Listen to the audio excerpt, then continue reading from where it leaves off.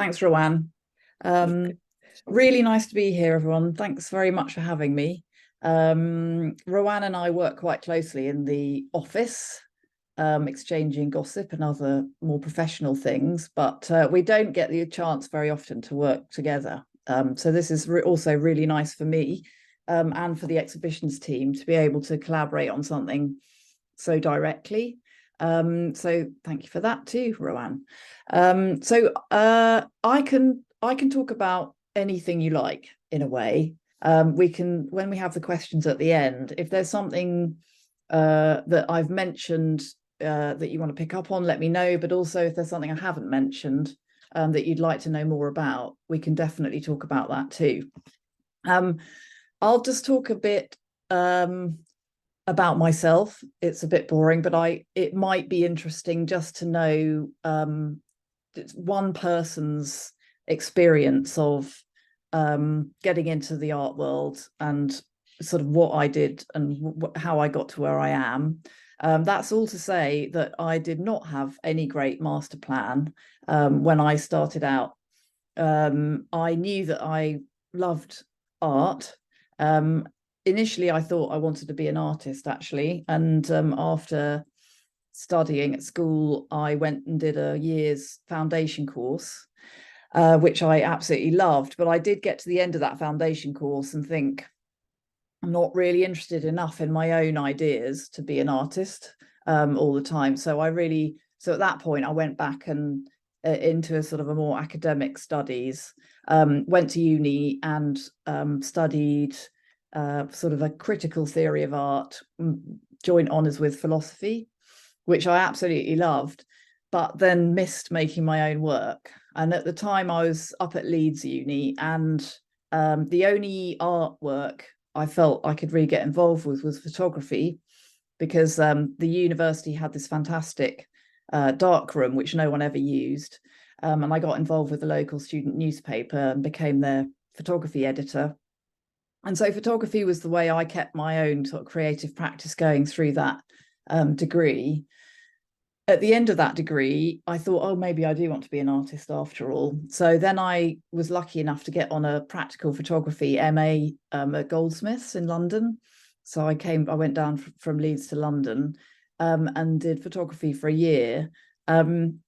I have to say, doing my own practice for a year was probably the hardest thing I've ever done, and which is why I have so much respect for artists, because I think it's a really personal journey. It's a very hard slog, and you have to really, really be committed to your own ideas and your own projects to propel you on when you're no longer in that college setting. So I got to the end of my MA and thought, actually, I just actually don't think I want to be an artist. So then I started getting various random jobs in London. And I was lucky enough to get an internship at the ICA, Institute of Contemporary Arts in London. And that was to assist a new director of talks that had just started at the ICA. And I ended up working there for a year or two, but it was very sporadic because it was really dictated around how much funding the ICA could find for various projects and conferences. But these are for adult talks programming. So the ICA was had very diverse programming at the time. It was everything from politics to a more sort of visual arts angle. So I absolutely loved that. But eventually the money at the ICA ran out, and I decided I need to get another job. At that point, I applied for a job at the Whitechapel Gallery, actually in their fundraising department. So I started fundraising for the Whitechapel Gallery on predominantly on their education programs, working on their trust and foundation applications and other stuff to do with events, hires at the gallery. And the good thing about the hires side, although you wouldn't think it, is it was actually an opportunity to be a bit more creative. There were sort of creative companies that would do hires in the gallery and do different events. So that was my way of really staying in touch with the programme a bit more. And then I was lucky enough to be asked to get involved with organising a week-long British Asian culture festival at the Whitechapel Gallery. And that was really when I realized I really wasn't cut out for fundraising, and really wanted to get back into program. And this was in the sort of late 1990s, early 2000s, when there was this really the first web boom. So this was the first time that art companies appeared, starting to look at the internet as a way of democratizing the art market. And so there was a very odd company called iStorm that was poaching a lot of people from the public art sector to bring in a bit of cultural credibility to what they wanted to do. And so ironically enough, it was sort of the way I got back into programming is moving from the public sector, which was the Whitechapel Gallery, into the private sector, which was this web boom time, and this company called iStorm, where I was brought in to do artist projects, but also work with, they represented probably 80 to 100 international, very well-known artists who they were working with on creating editions. And so I started to work with this broad range of artists on different things to do with doing some of the first webcasted talks. We did one with Sebastião Salgado at the Barbican in probably 2001. But also creative projects online, and also special edition projects with places like Magnum Photos and Saatchi. So as with all booms, there was a bust, and iStorm, like many of the companies at the time, went under. They just couldn't sustain the trajectory of growth that they were expected to, considering the amount of money they'd been given by investors. So I moved from there to work with, to actually work with a private photography collector on his collection and on selling photographs. And that meant I was organising his collection, I was organising his archive, but I was also organising his presence at different photography fairs, including a very well-known one called Paris Photo. So I did that for a few years. And then this job came up at the Photographers Gallery, which was a part-time job working on their adult talks and events program. And for me, the Photographers Gallery had really summed up everything I was interested in. It was about photography, it was about visual culture, it had a really dynamic talks program. And so I went for that job and was really, really lucky to get it. And at that time, I was working part-time there, and then part-time in other public programs at other public venues like the National Portrait Gallery and the Hayward Gallery. And I did that for a few years, and then moved into curating at the Photographers Gallery, and for a while was doing all the talks and curating the shows, which was fairly unsustainable.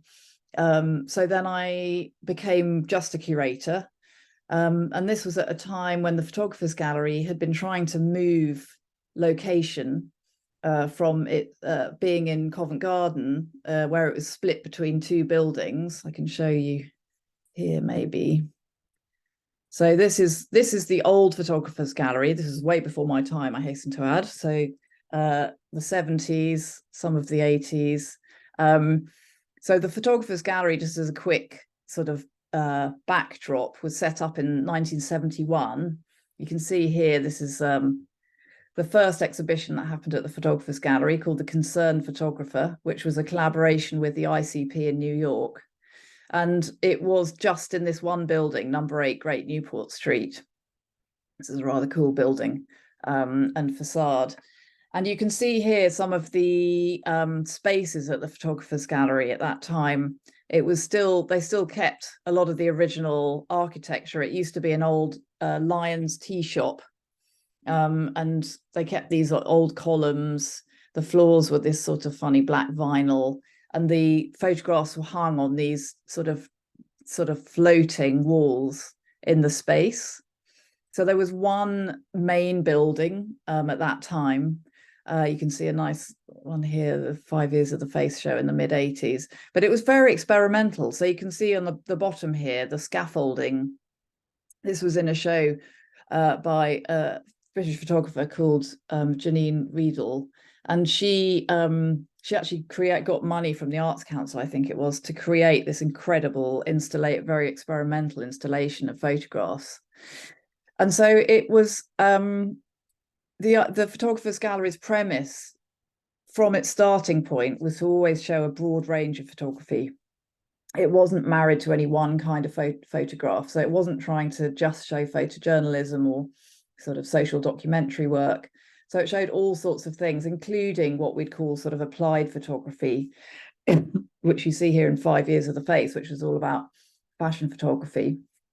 And in the early 80s, the gallery moved to a second building on Great Newport Street, which is the one you see here. So it then occupied number 5 and number 8 Great Newport Street, and it was split down the middle by the Arts Theatre in the middle. So there.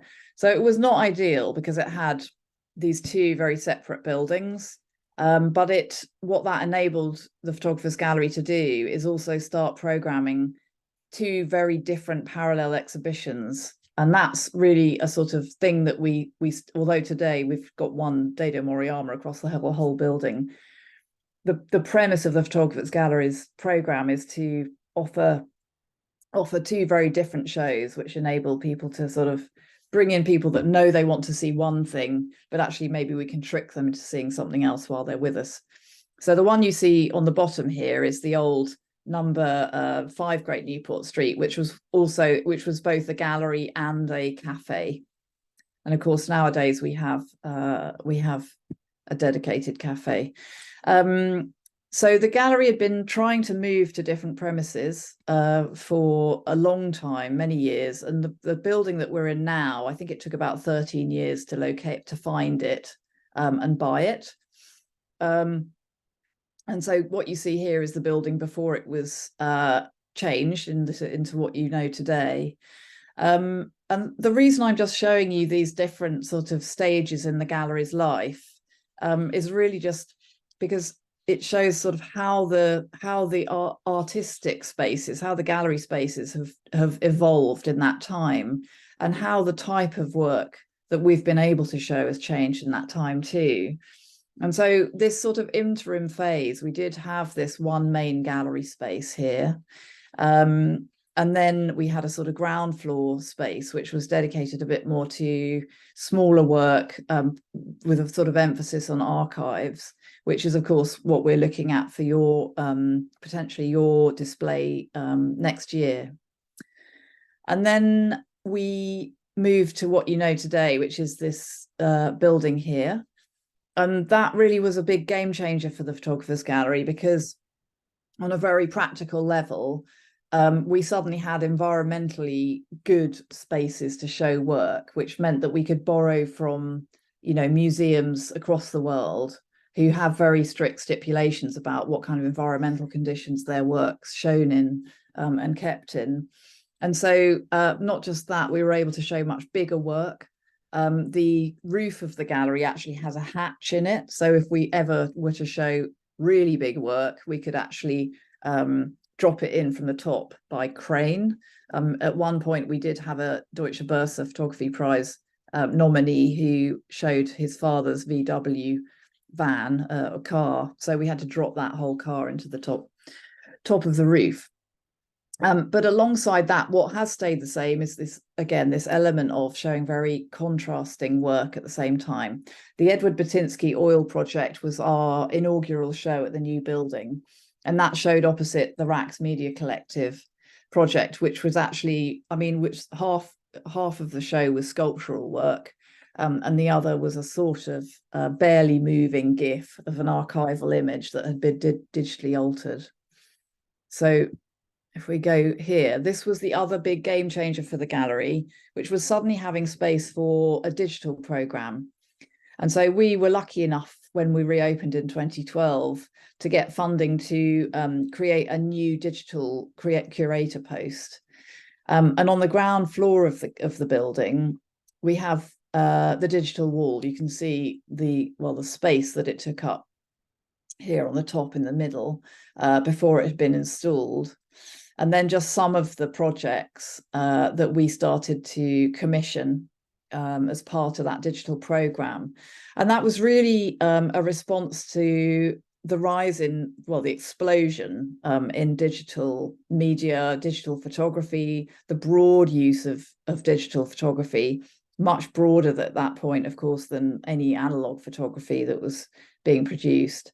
And it really made us, enabled us to start thinking about not just artists using digital technology in their work, but also how the digital photographic image was, well, the effect it was having on society at large. And so that's predominantly non-art work. That's predominantly how images function on the internet, how data sets work, and now how AI is using these huge image data sets to actually create new images.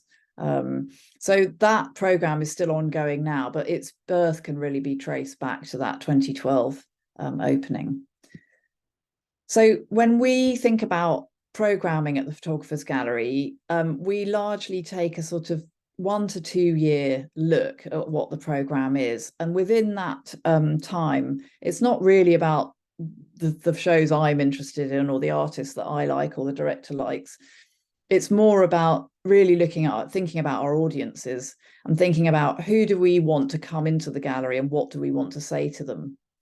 And so this is we look at a sort of 1 to 2 year program, and we know within that we want to include certain kinds of exhibition and certain kinds of artists. And so this is a list really of just some of the examples of that, those types of shows that we might think about doing. So recontextualizing historical work is often taking quite a well-known photographic figure and trying to think their work, trying to represent them in a way that people perhaps haven't thought of before, or also to think about a facet of their work that people don't know about. Group and themed shows are very important. They're often an opportunity to explore a sort of contemporary theme in photographic practice. So last summer we did something called How to Win at Photography, which was all about how photography and gaming relate to each other through artists' practice. And then we have contemporary solo or classic modern solo shows. I suppose the Daido Moriyama is an example of one of those. Vernacular photography, which is a fancy word for non-art photography. So photography is taken for reasons other than being shown in an art gallery or other than being a sort of artist's output, of which most of the photography in the world falls into this category. So it's, I feel, an increasingly important area of the program. And then we try and support emerging photographers. We've got the TNT New Talent awardees who are about to be announced, and they get given a year-long mentorship, as well as other things. So that's an opportunity for us to support UK-based emerging talent. And then you might know the Deutsche Börse Photography Foundation Prize, which we have every spring, which includes 4 nominees, and then a one big prize that we announce in May. This is just thought it would be useful maybe to see an example of a show I curated and worked on. I'm particularly interested in photography in the more expanded sense of the medium. So a long time ago now, I produced a show called The Photographic Object, which included artists who are really looking at the photograph as treating the photograph as a sculptural object. You might know some of the names in there, but it was another sort of thematic show and an opportunity to show some pretty unknown artists alongside some very established figures like Gerhard Richter and Andy Warhol. And then I did a show on collage, photography and collage, which you can see below. This is an aerial view of one of the works in that show, where Bhatia Sutra just laid out pictures from encyclopedias and nature books. And this was a sort of scrapbook really of artists that I was interested in and that I felt fitted into the category of photography and drawing, which was the last show that I worked on in this series. And so you've got everyone there from Anna Barrable, who works by rubbing graphite onto objects. So she's creating an actual indexical object from something in the real world through the rubbing of this graphite. You've got Maholi Naji, who's a much better known artist, who was very interested in photograms, to amazing photorealist pencil drawings by people like Paul Chiap there. And this was just an installation of that exhibition. It was one floor on the second floor of the current building. And then the 50th anniversary, so it was in 2001, which of course was, in the middle of COVID. So we had to adapt our plans around what we wanted to do for the 50th anniversary of the gallery. But it's relevant to you because it used what we eventually settled on, used the space that you'll be working in on the third floor.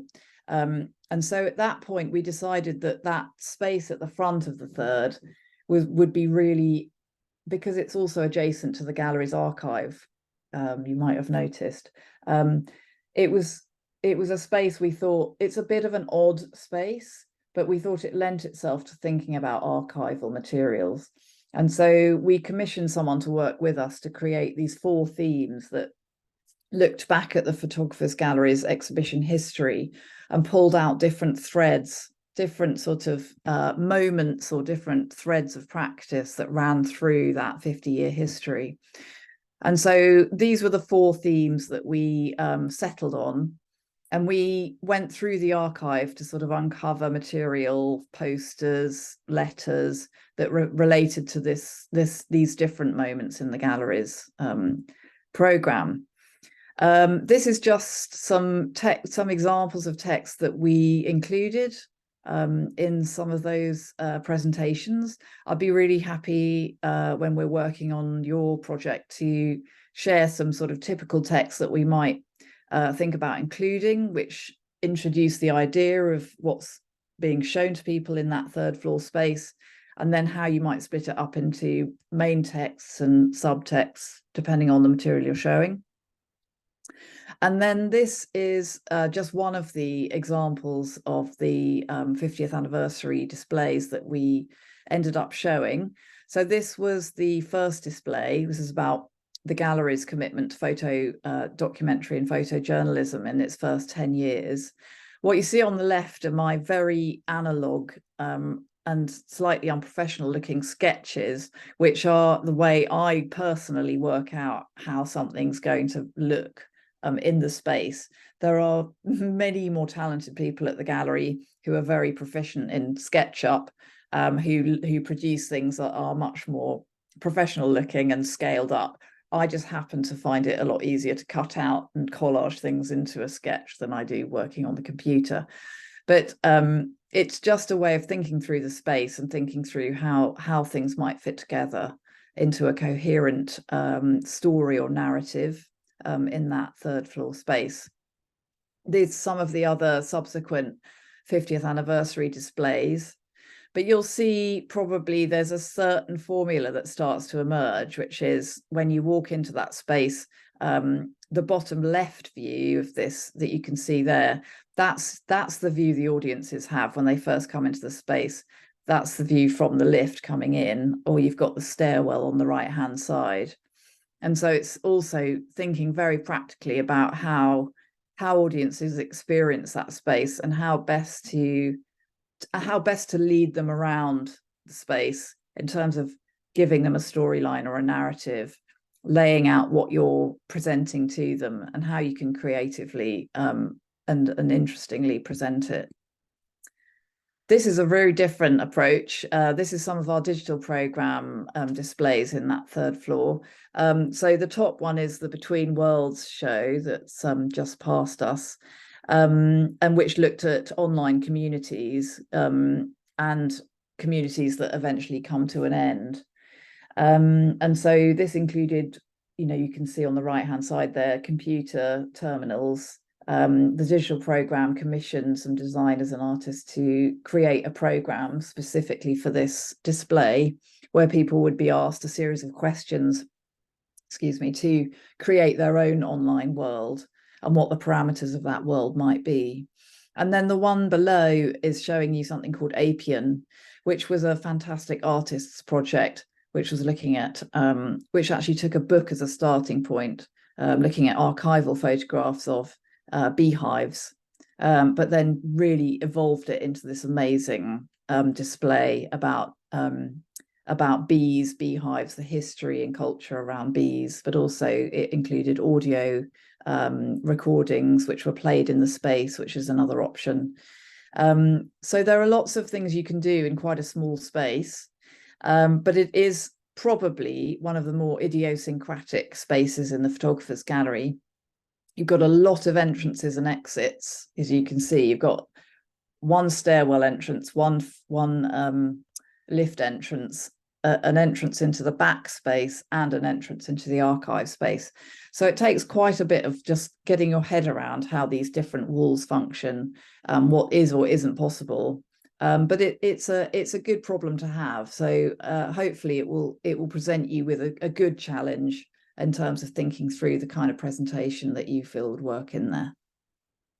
So these are in this final frame, just some of the questions that we work through when we're thinking about that space, or any space actually, at the photographer's gallery, and amongst many others. But it's often half of it is concept and thinking, and half of it is just very, very practical and logistical stuff. So that's my very quick overview of things. You want to open it up for a Q&A?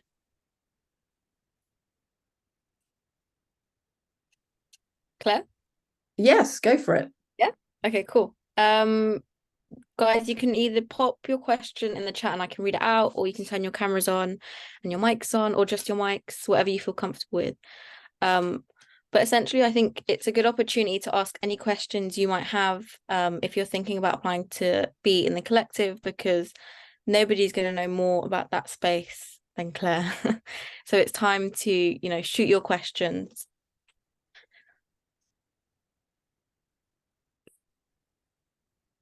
Hello, can you guys Hi. see? Hi, Claire. Hiya. I'm Cairo.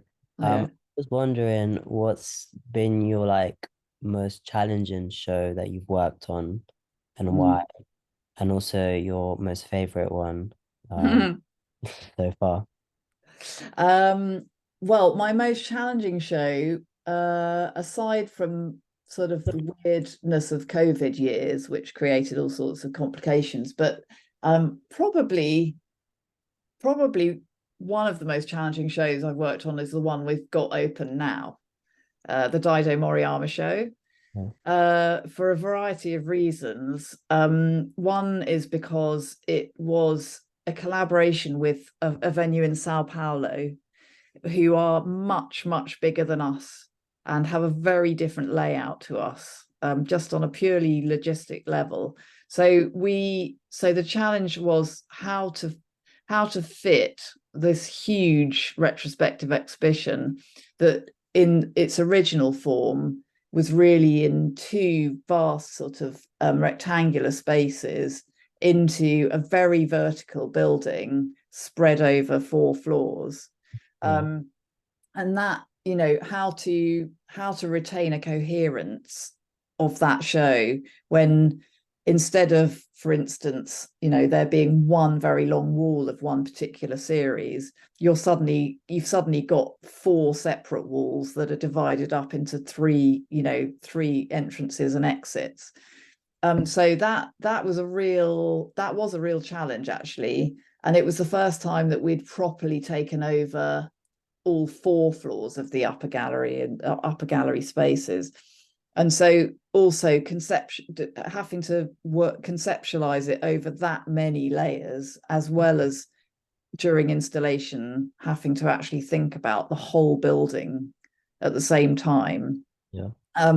That was a big challenge, aside from really other very obvious things like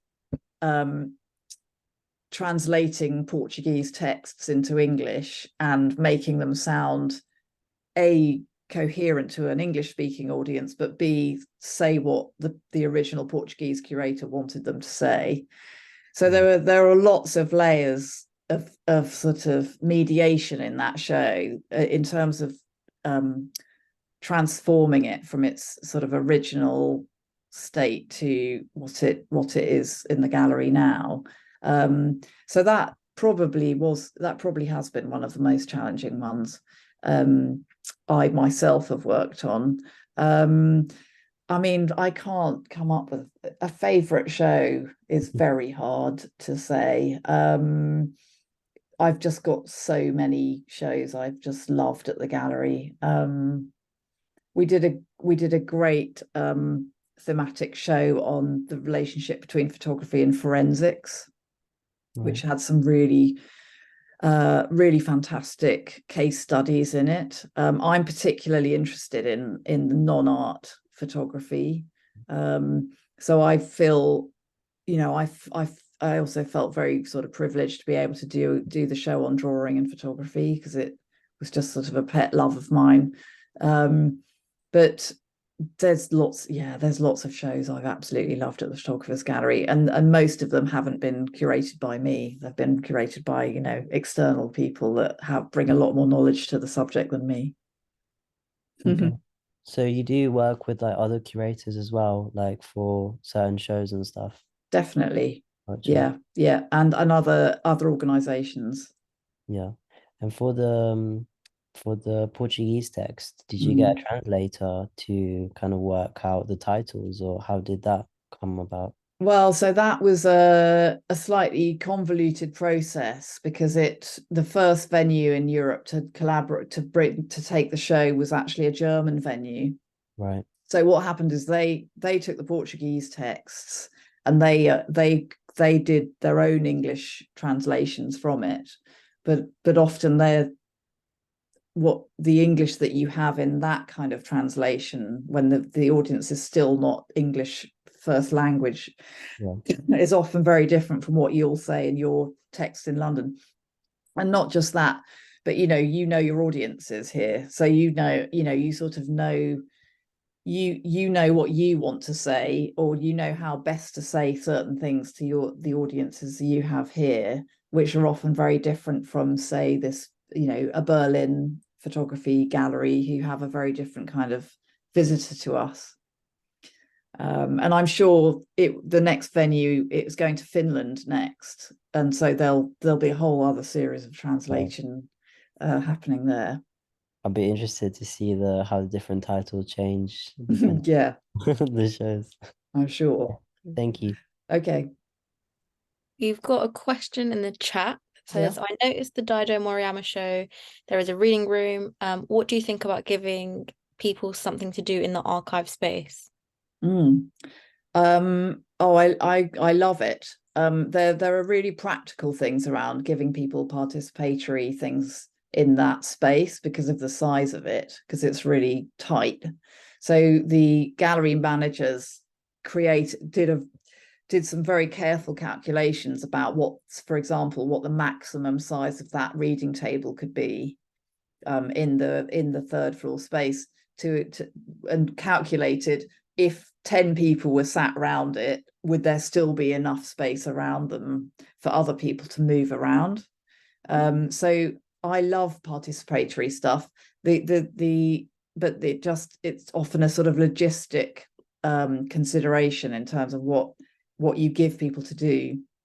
So you saw the computer terminals there when the digital team did their Between Worlds show about the online communities, and that was obviously against one side, so you had a lot of space in the middle for people to move around and see what was on the walls, and then people had a slightly sort of space of their own on one side to do this computer work, and people would be sat there for quite some time, you know, doing using the program that they'd commissioned. And in the same way, we have people sat in the reading room now for an hour looking at different books. So I think giving people some way of participating in what you're presenting is it's a great thing. And the digital team not only provided those computer terminals, but they also would print out the results of the worlds that people had created on the program and then pinboard them onto the wall.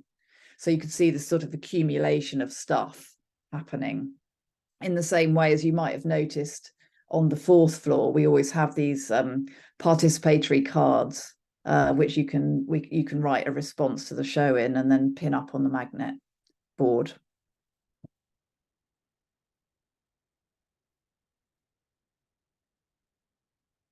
I can't hear you, Rowan. Sorry, Di. Sorry. Sorry. How do you find the new artists that you work with?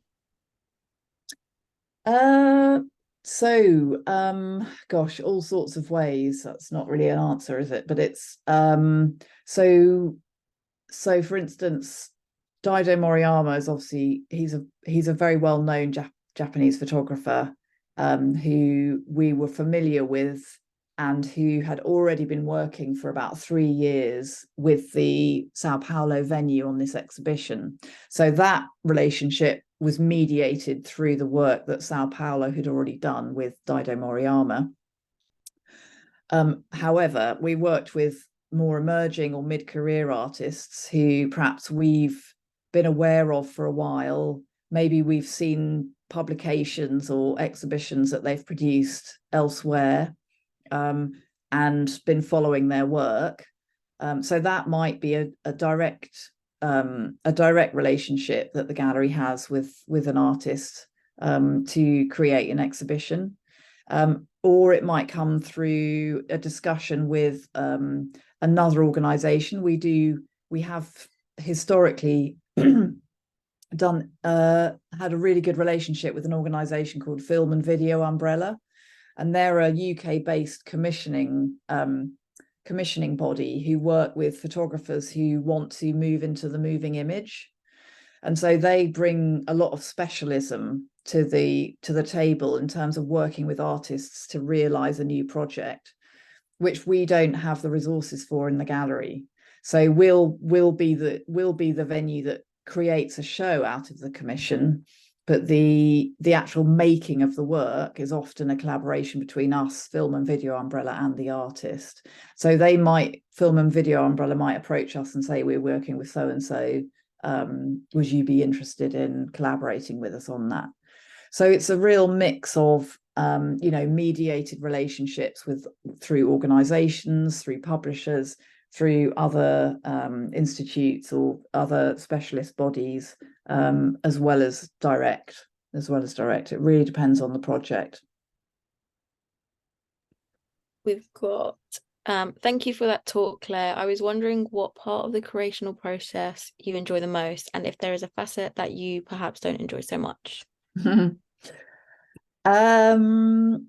Well, for me, the thing I really love working as a team. So for me, despite the chronic stress it also gives me, the installation period, when you are actually walking around the building, working with the technical team, trying to create something physical in the space, is the best moment, because it's just, I'm really sort of a grand organizer. Really, my role is just to make sure everyone else can do their jobs. And because they're the ones with the specialism, the gallery managers are the ones who make the shows look so beautiful in space.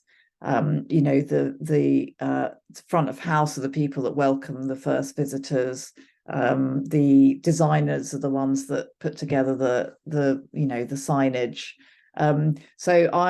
That's, for me, that's the best bit, is just feeling like you're working in a team and you're working together to make something happen. That's what I really love.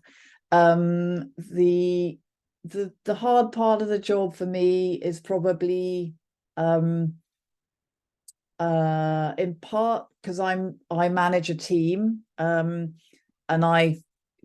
you feel quite responsible for your team and for their happiness and health, and things can be quite stressful in this field sometimes. And so, you know, I suppose on the one hand, it's sort of feeling like you want to take out as much stress as you can from their jobs so that they can just get on with what they're best at. But also, I suppose, you know, working in a public gallery, there's a lot of admin. I do, you know, most of my job is administrative. And that's just the reality of working in the public arts. And that's just what happens when you work in that field. So it's not that I don't like doing it, but that does come with the territory, that actually the amount of time I spend actually curating is probably like 4% of my working time.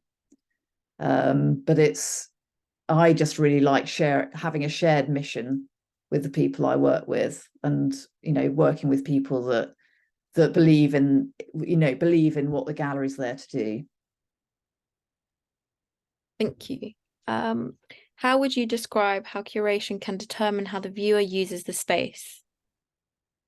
Say that again. How would you describe how curation can determine how the viewer uses the space? Yeah, it's a good question. So we think about this a lot, and think about, you know, I've been at the gallery a long time now, but the good side of that is that I have got quite a good sense of how people use the building now, and so in terms of how curation can either improve or make frustrating a visitor's experience of an exhibition, it's a really interesting question. It's things we ask ourselves all the time in terms of just things like where the walls are going, where the signage is going, how easy is it to understand what's happening on each floor. Are we asking people to take a very specific route through the show, or is it a more flexible experience? You know, are you asking people to really follow a very strict chronology of someone's artistic career, or actually is it all right if they start on the 3rd floor instead of the 5th floor? And if they do start on a different floor, how do you make it clear that there's other things to see? So it's really, the curation is very important in terms of just offering a guide for people in terms of how to experience the show without being too prescriptive, you know, without making people feel like they're on a sort of conveyor belt and they're just having to see things in a certain order, because the show should be more fluid than that. So it's really important, and it's very challenging in a space, in a building like ours. How much input do the photographers have with the curators at TPG with selecting the work for exhibition spaces? They have a lot of input. If it's someone's exhibition, you know, what we're here to try and produce something the artist really wants, but marry it with something that we feel the visitors will get the most out of. So our job's really to take the vision of the artist and what they want to say with their work, and offer guidance about how to develop that into something that visitors will get a lot from. And most artists are really happy to undertake that discussion, you know, because ultimately most artists just want people to see their work. Yeah, so they want people to see their work and to get something from it. So, you know, most artists will be very open to us saying, you know, okay, we'll do, you know, we hear what you want to do. Maybe if we slightly change this part of it, it will lead people around into the, you know, the rest of the show in an easier way. Or maybe if we talk about the work in a slightly different way, or introduce the project in a slightly different way, that will be better for people who know nothing about what you're doing, who've never heard of you before. So that it's all a kind of negotiation, but the outcome is really that, you know, the artist is really chuffed with their show, but also we feel like the show is the best it can be for the many different audiences that we get. Thank you. I think that kind of answers the next one. But someone's asked, how do you select the works to exhibit? Does the artist put forward selected works that you can choose from, or you request anything? I guess. Yes, it's a good point though. I mean, we definitely have, even at installation, you know, you may still have decisions taking place about what works or doesn't work in the space. So however much you feel you've decided everything before an artist, you know, before they're in the space installing, you know, it might be that once you get some work in the space, you're like, actually, wow, this is just way too crowded. We need to take a couple of works out, or actually that work that we thought was going to work really well there just doesn't, it's not the best it can be, so we're going to move it somewhere else. And there's definitely a negotiation that takes place before the install in terms of what selection of work we feel would be best, coupled with what the artist, you know, really holds dear to their heart and wants to show. So those discussions are definitely had, and, you know, can be more or less, you know, ongoing and intense depending on how different the opinions are.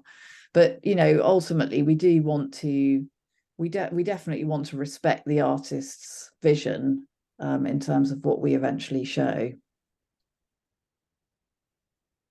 We've got,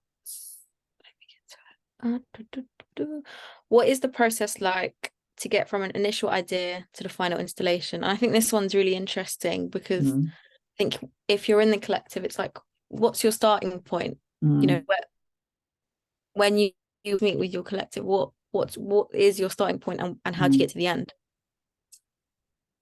Yeah, I mean, because some shows would be, you know, some shows we might work on for like 10 years through different protracted discussions about what a show's trying to do.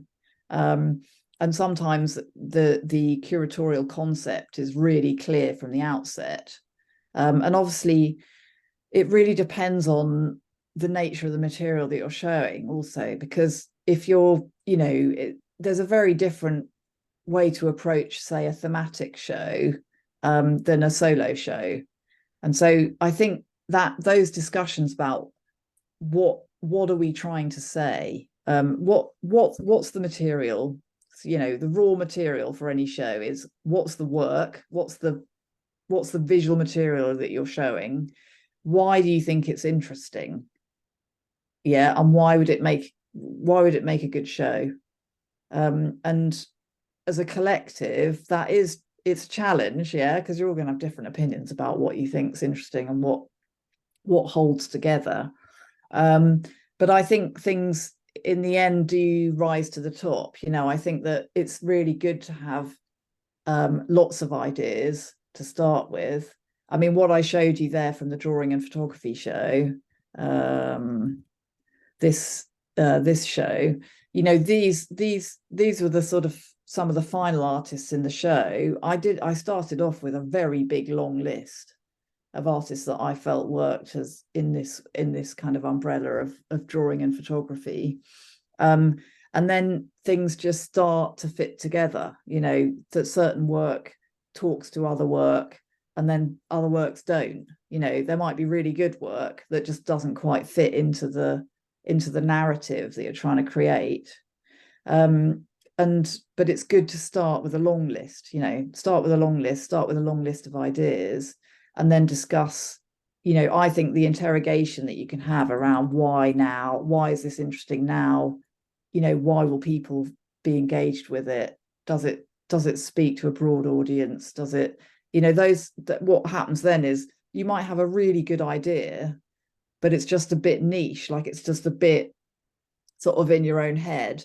And actually, you know, are the general gallery visitor, are they going to walk in and go, oh, you know what, I never thought about that before, or oh, I've never seen that work before, or I've never thought about that in that way before. And that's that's also not to, I mean, we say no to a lot of really good shows just because they don't quite fit with the moment we're in, or they don't quite fit with what else is happening. So you can, it's also not really a personal thing. It's just really about, because it's about who's looking. Yeah, it's about who's looking and who you want to speak to through the presentation. And that, in a way, that's a helpful way to think about it, because then it's less about what do I want and more about, okay, what's going to really speak to people when they come into the space. Amazing. We've got one that says, "Hi Claire, from your answers to the first question, it seems like curational shows like the Dido Moriyama one go on a sort of tour. Just wanted to know how TPG made the decision to work with a space that has hosted the work before rather than the artist himself in this case." Yeah, so it's a very practical thing again, which is that we don't have 3.5 years to research Dido Moriyama's work. So my research time is very limited. Yeah, I don't have, some curatorial roles are much more research based, but the way that a sort of gallery works is you're usually turning over quite a lot of program quite quickly. And so a curator in another kind of institution, that job will look very different from the sort of job that I do. So for us, we see it as a really good thing that we are collaborating with other venues, because each venue will bring their own knowledge to the table. And in the end, you're benefiting from that knowledge. And you're working within the resources you have, but actually what you end up with is a project that is way bigger than you would have been able to do on your own. And so we originate our own shows as well. Like last summer, the Evelyn Hoffer show, I was lucky enough to curate that show, and that was really a very, we'd pulled that together relatively quickly, because it was a relatively straightforward exhibition. But it, a longer term, more in-depth research-based show is something much more challenging. But I also, as a curator, I have my areas of knowledge, but I am not an expert in many areas of photography. And I really like bringing in people who know a lot more about stuff than I do, because for me, that's also a learning exercise. It's really interesting, and it also brings the best version of an exhibition to a wider audience. So for me, it's not really, I'm not so bothered about how many shows the gallery initiates or doesn't initiate. I'm much more interested in what the quality of those shows is, and the quality of the research and the art in them, than necessarily whether we've authored it or not. Although it's really nice to author shows too. Thank you. I just had a question about the elevations and what it means to plan one. To do an exhibition plan, or to No, so at the bottom it says, how will the process work? Who writes, edits, and plans the elevations, production? Oh yeah. So elevations are these things on the left, my terrible sketches on the left, which are these funny collages of so elevations are what the walls look like when your thing is up. So there are lots of different jobs that go into this, creating something like this.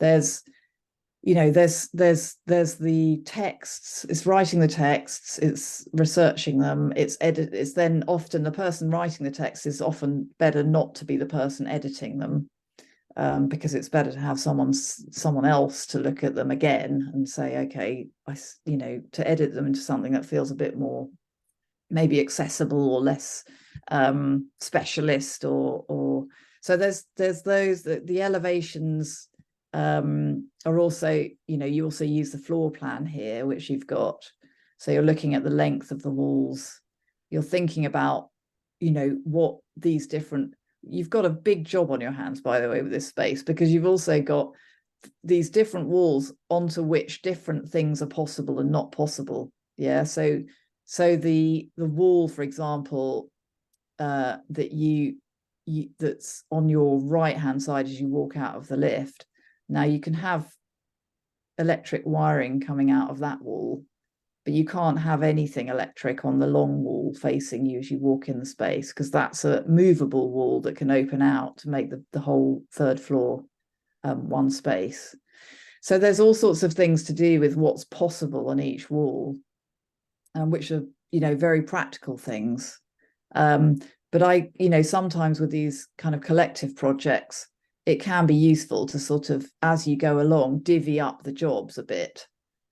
Because there's even things, you know, actually the thing that often takes the longest time is artworking the texts and getting the artwork in a form that looks as good as it can look, the size it needs to be, and then sending it off to be, you know, printed as a wallpaper or printed as vinyl lettering. So, you know, different people will have different kind of specialisms or interests, but it can be nice to think about, okay, you guys can go ahead and do the artworking, you know, you're good at editing, you're good at visualizing things in a three-dimensional space. So also thinking through what the different sort of interests and talents of your collective are, and thinking through, there are lots more jobs than I've listed here as well, so we can work on a longer list.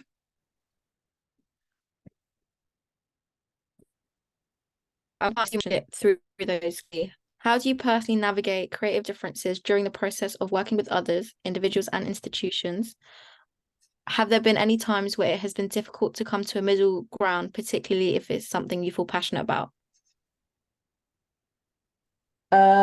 No, we never have any arguments. No, never. Yeah, we do. And it's I think, I mean, for me, part of most people I know that work in the public arts are very good negotiators, you know, because actually most of what you do is mediating different people's desires and outlooks and interests into something that works for a broad audience. And so much of what we do is managing those discussions. I mean, I've had very bad experiences, mainly with, you know, very tempestuous directors of other institutions, for example, where, you know, my job's really just to be a diplomat and to put the interests of the photographers gallery to someone that perhaps isn't used to collaborating so much. So often, you know, if someone's used to really doing things their own way the whole time, it can be quite a difficult process to let their project go and, you know, let another space interpret it in a way that works for them. So that can be, very rarely, but it can be quite challenging. There's often lots of negotiation about texts, editing of texts, because people have very particular ideas in their mind about what they want to say about either their work or the exhibition. But as someone coming in new to the project is often very useful, as someone on the outside to come in and say, well, I know you're trying to say that, but actually this isn't what the text says. So often text is another thing that can be a hotbed of negotiation. But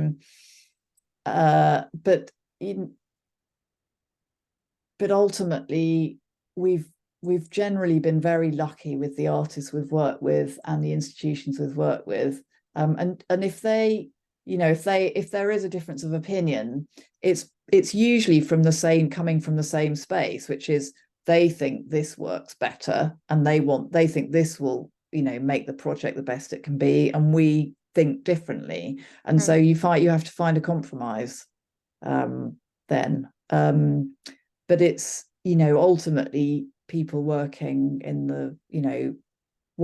the art world do just want the best for the project.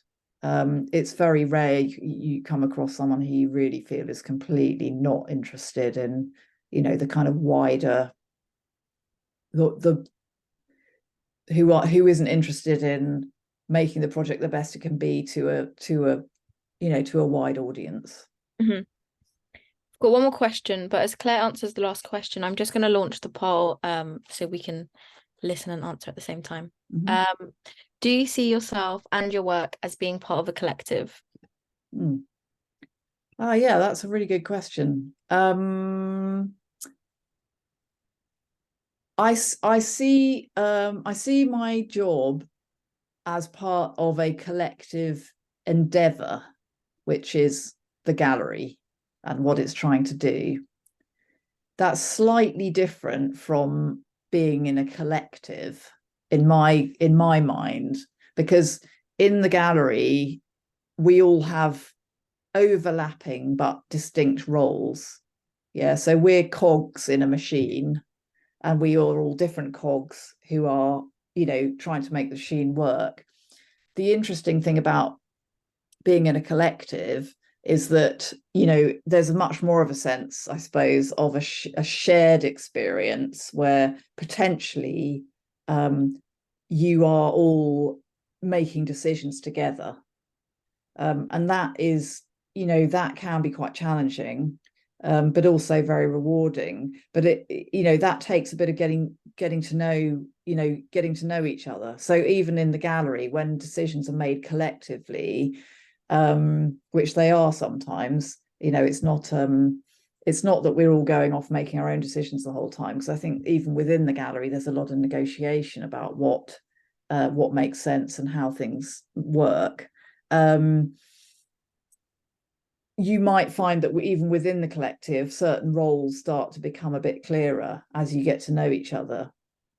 And hopefully that means that instead of you all needing to, collectively make decisions together all the way around, you actually, at some point you start to be more complementary in terms of your roles, rather than needing to sort of duplicate roles across the whole group. Yeah. But I would say I don't feel the gallery is a collective as such. But I do think it's a collective endeavor. Perfect. Someone said, thank you, Claire. Great response. Thank you. Okay. Well, thank you so much, Claire. I think that was really insightful. It was insightful for me because I know I'm going to be in the space a lot working with you guys. So it's going to be fun, and I'm sure we'll see a lot more of Claire. But yeah, thank you so much. And thank you to everyone who joined. Once you've finished the poll, you're free to leave, and I hope to see you at the next event. Have a good evening. Thank you. Bye. Bye.